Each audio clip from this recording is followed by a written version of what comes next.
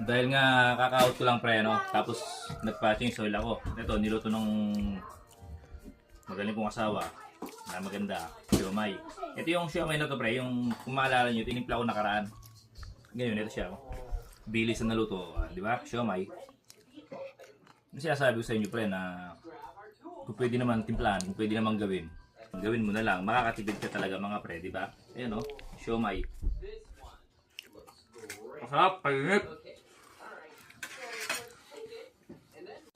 Tapos yung tropa natin pre, di ba yung sabi ko sa inyo, ginagawa niya chicharon ito, yung kababayan natin.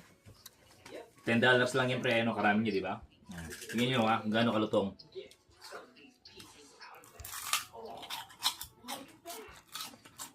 Kalutong pre. Kahit sa kabilang kanto, maririnig mo yung lutong niya pre. Ha? Dinig nyo, di ba? Kahit sa kabilang kanto, maririnig mo. Ayos tong ano niya.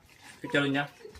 Talagang sinabi niya sa akin pre, ano, 20 kilos daw na balat bago niya ito na perfect, sabi niya sa akin. Kaya ngayon, no, tingnan mo, oh, papakita ko sa inyo pre kung gaano ka perfect. Ang galangit yung ano pre, lutong, ayos na.